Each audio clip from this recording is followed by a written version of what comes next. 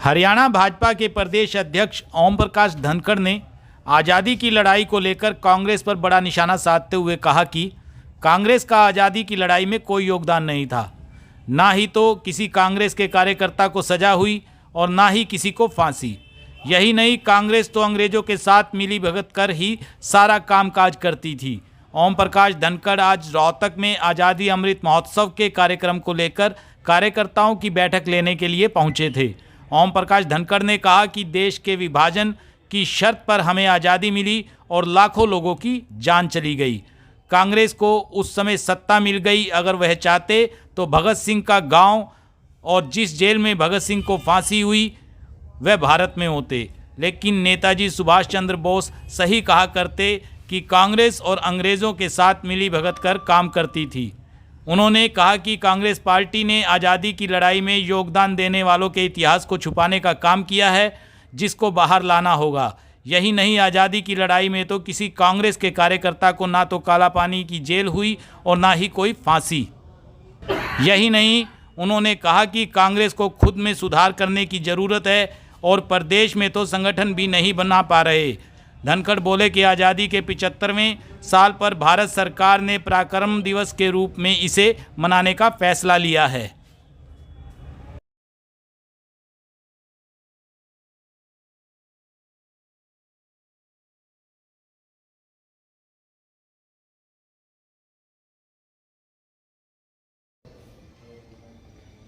कहते हैं देश को आजादी विभाजन की कीमत पर है।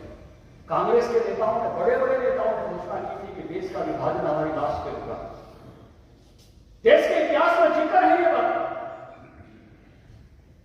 लेकिन कांग्रेसी तो ठीक ठाक रहे, राज ले गए। 10 लाख लाशें विश्व विभाजन के कारण, 1.5 करोड़ लोग शरणार्थी हुए, 10,000 घरों की असमत लूटी गई। एक दूसरा एक दोनों का ये विभाजन की कीमत थी। रेड क्लिफ नाम का रजिस्टर आया था लाइन खींचने के लिए भारत और पाकिस्तान के बीच की। जब वो वापस किया तो वहां उसका सम्मान हुआ। पत्रकारों ने उससे पूछा कि क्या आप कभी भारत पाकिस्तान जाओगे? उन्हें कहा जिंदगी में कभी नहीं जाऊंगा। उनसे पूछा क्यों? मैं ऐसा पाप करके आया हूं, 8 करोड़ लोग मुझे बंगाल और पंजाब के दरखास्त लेकर ढूंढ रहे हैं, मैं उनका सामना नहीं कर सकता। अरे कांग्रेस की तो अंतरिम सरकार थी। नेहरू जी तो वायसराय के बहुत नजदीक थे और वायसराय के उनकी पत्नी के भी बहुत नजदीक थे। इतिहास बताता है, मैं तो बाद में पैदा हुआ, पैसा लेडी माउंटबेटन की एडिना के लिए नजदीक थे। ये इतिहास में बताया गया। तो क्या वो भगत सिंह के गांव को भारत में नहीं ला सकते थे? क्या भगत सिंह को जिस जेल में फांसी हुई थी वो भारत में नहीं आ सकता था?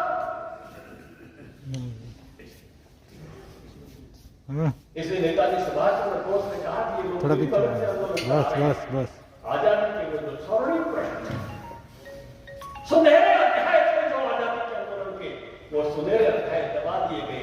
क्यों दबा दिए गए? क्योंकि जब हम काला पानी गए तो हमने पूछा क्या एक भी अंग्रेज को, ना एक भी कांग्रेस को क्या काला पानी की सजा हुई थी?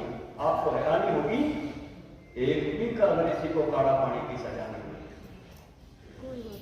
ये कैसी आजादी की लड़ाई थी भाई? गांधी जी की पट्टी लगाई तो हमने पूछा था कि गांधी जी काला पानी आए थे? उन्होंने कहा नहीं, उनकी एक चिट्ठी आई थी। क्या एक भी कांग्रेसी को फांसी की सजा हुई? जरा रिकॉर्ड निकाल कर देखना। इसलिए सुभाष के शब्द व्यर्थ नहीं है।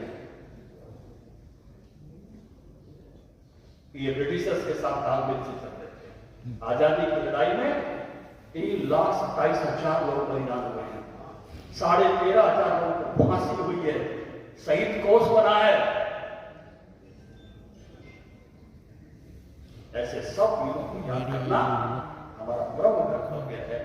इस आजादी के अमृत महोत्सव पे हम उनको याद करके उनके प्रति कृतज्ञता अर्पित करें।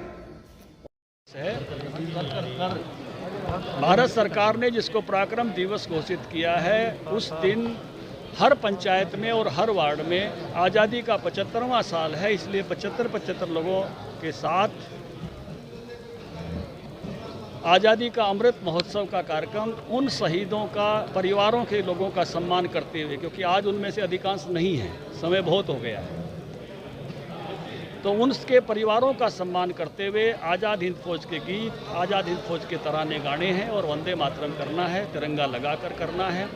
और इस तरह से हम उस दिन 7800 से ज़्यादा स्थानों पर वार्ड और पंचायतें मिलाकर जो उनकी संख्या है, लगभग 6 लाख लोग इस कार्यक्रम में सहभागी होंगे, 75 अपने स्थानों से, और आज़ाद हिंद फौज के तराने और उनके कंट्रीब्यूशन को, योगदान को याद करेंगे।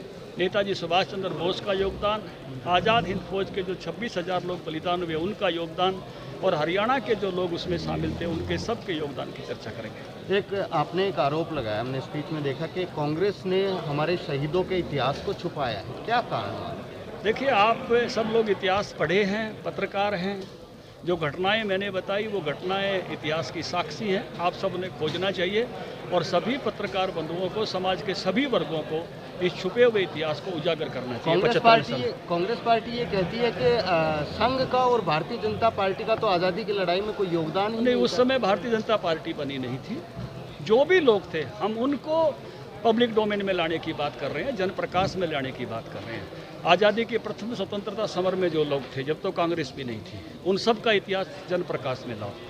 आज़ाद हिंद फौज का जो इतिहास छुपाया गया उसको जनप्रकाश में लाओ। स्वतंत्रता सेनानियों का जो क्रांतिकारी थे उनका जो योगदान था उसको जनप्रकाश में लाओ। इवेंट मैनेजमेंट का आरोप लगाती है कांग्रेस के, बीजेपी केवल इवेंट मैनेजमेंट कर रही है। कांग्रेस पार्टी तो बेचारी अपना संगठन भी नहीं बना पा रही, क्यों उसके पीछे पड़े हो? पहले ना तो अशोक तंवर जी को संगठन बनाने दिया, ना जो है शैलजा जी को बनाने दे रहे। वो अपना काम सुधार ले। एक सर भाजपा में